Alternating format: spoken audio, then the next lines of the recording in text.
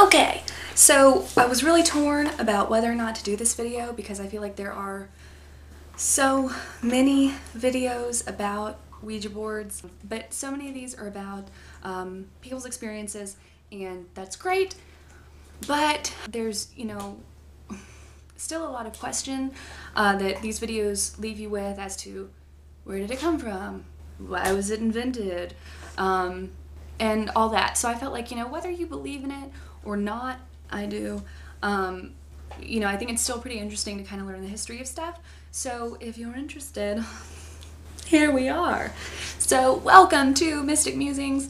My name is Heather. Today is a spooky Sunday upload, and let's dig in. Like I was saying, if you search in Ouija board on YouTube, you're gonna get so much stuff. You're gonna get scary stories and a lot of tutorials, which makes me so nervous because I don't play. Regardless, what you can't find a lot of is how to do it safely. And to any of you who think, well, it's just a bunch of hullabaloo, I'm sure you're laughing. That's fine. Those of you who, have one and you really want to play with one, let's talk about it. So the thing that you'll hear a lot of if you're watching tutorials is people are going to say, make sure when you end the session, say goodbye. That way, if anything came out of it, if anything is like sitting beside you, it's going to be like, oh, bye, Felicia, and leave. That drives me insane. The whole thing is that warning exists because if you were to conjure up like a demon or something, that you're going to be able to be like, bye, and it's just going to go its merry way. Let's just stop and think for a second, because if what you're trying to get rid of is something evil, this may come as a shock to you, but demons aren't really known for like following the rules. So if you're saying, goodbye, you have to leave, why would it be like, oh, okay, thanks so much for having me, this was a great dinner? Does that make sense to any of you? No. So be forewarned that even though I'm going to talk to you about Ouija boards and where they came from and how to use them, please, please know that I am in no way telling you that you're going to be like safe. But if you have used one, if you've used one with results, be them like really creepy or really great, please, please, please comment with your stories, email them to me, and we'll talk about them. This is when most of you are going to be like, but Heather, it's a board game. You can buy one at Toys R Us. Yeah, you can, but that's why I want so badly to talk about the history of it, because it wasn't created as a toy. It didn't originally have battery-operated planchette. It didn't originally have a battery-operated planchette. That's kind of the whole point. So yeah, like if you're just playing with one from Toys R Us, that's fine and good. But I would stick to questions like, is Bobby gonna ask me to prom? Not so much like, who's here with us? Because that's, even though there's a battery in it, like, don't. So the Kennard Novelty Company created the Ouija board after hearing that spiritualists were using a board with numbers and letters to act as kind of a middleman for talking to the dead. Charles Kennard and Elijah Bond of Baltimore, Maryland, acted on this news and were like, hey, if we create something better, we can make money off of it. This was a point in history where, if you don't know, spiritualism was huge. Everybody wanted to talk to dead people, and it wasn't because everyone was like worshipping the devil or something. There's nothing evil about, anyone's intentions with this, but this is a time, after war, and people were, missing relatives. Sort of to them seemed like a really great way to sort of have that closure. So it was very, very innocent in its reasoning. Spiritualism itself was very kind of sweet and very much just about the nostalgia of wanting to get back in touch with people who had been lost during this time. The main techniques involve calling out letters, calling out numbers, and sort of developing like a tapping system. The Fox sisters, if you've heard of them, if you haven't, let me know, we can do a video on them. Were kind of the ones that really got this started. At the time they lived in this haunted house. There was someone there with them, and clearly they couldn't just be like, hey, who's there? And it was going to be like, oh, it's me, Casper, the friendly ghost. So they came up with this sort of shave and a haircut kind of routine where, you know, they'd say, well, does your name start with A, B, C? And they would hear that.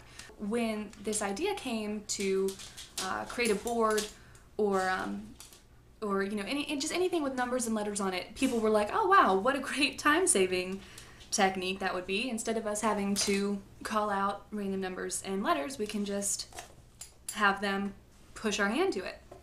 Seems pretty logical. We have the board. The creators asked the board what they should name it, and it's spelled out Ouija. That is how you pronounce it. I usually say Ouija, so don't judge me. Ouija sounds dumb. And there's a lot of rumor that people are like, well, oui is French for yes, and ja is German for yes, so it's like the yes, yes board. Sorry, no, that's not true. It's just what the board spelled out. And when they said, what does this mean? What is this strange word? The board spelled out good luck. Historically, Ouija means good luck, not yes, yes. So the creators wanted to patent this board, obviously, because like I said, they were like, well, we could really cash in on this.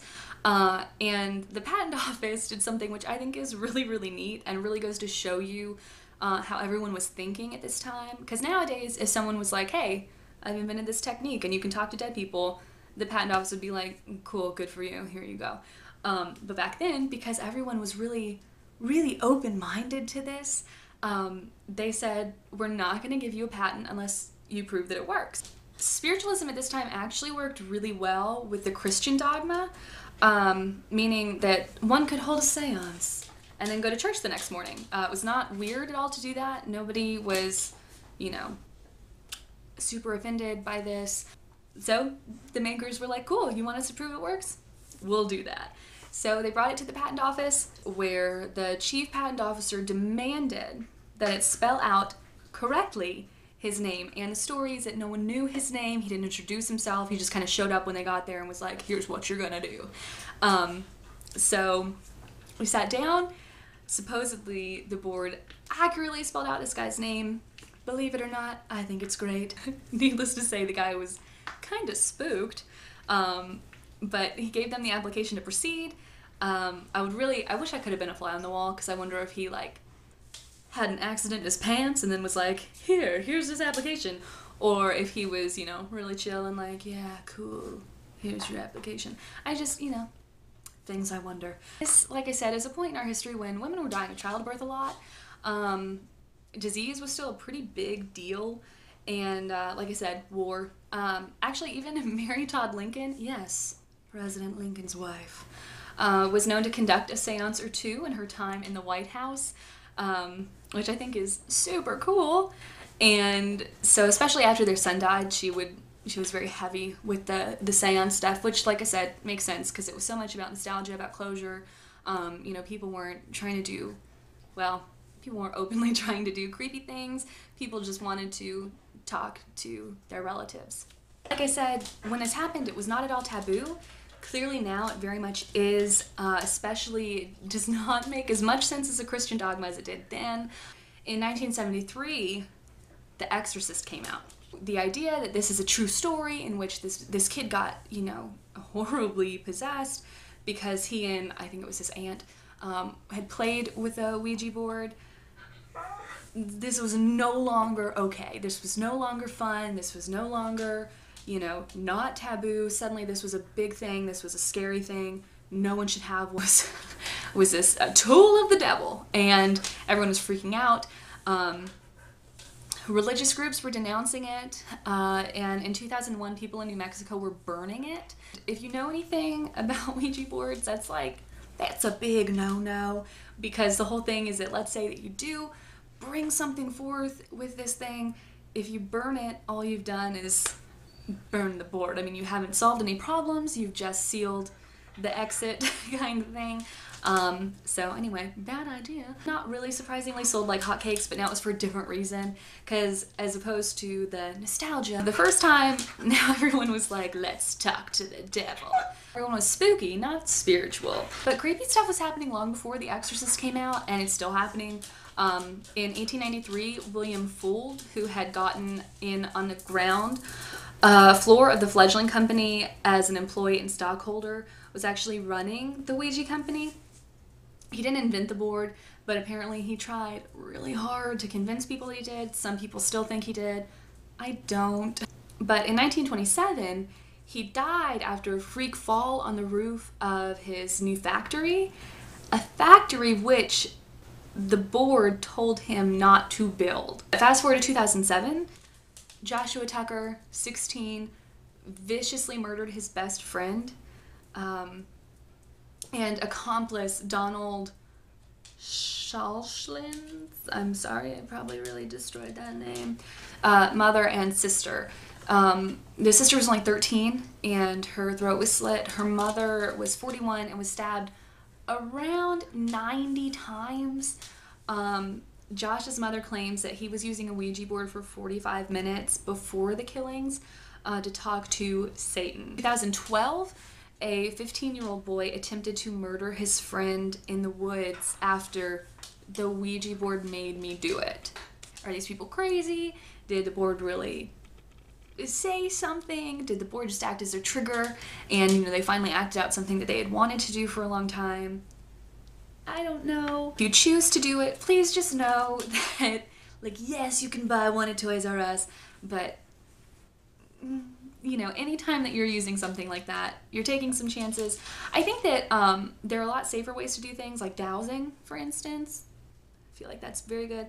But I think that the reason that some stuff is safer than Ouija board is because your intent is more there, because you're not just randomly trying to talk to people. You kind of have more of a solid idea of what answers you're trying to gain and from whom, as opposed to, just is anyone there? Because then all sorts of people hear you and are like, yes, I'm here. So, just take it with a grain of salt, or don't. But I warned you, I think. Maybe I didn't. Maybe I just told you about it and now you're gonna be like, I must try this. But regardless, please be careful. And like I said, if you have a creepy story, whether it's about dolls, whether it's about ghosts, whether it's about Ouija boards, please email it to me, share it in the comments below. Rather you email it, that way if I choose to talk about it, people are surprised. But anyway, share it with me. I really want to do a subscriber special. Again, not at all trying to compete with Bebusta, Lazy Masquerade, Mr. Nightmare. I love them so much. They do their jobs really well. I don't need to compete, but I do really want to do a subscriber special. So if you have a cool story, share it with me and I will share it back with you guys. But anyway, thank you so much for watching and I will see you Freaky Friday.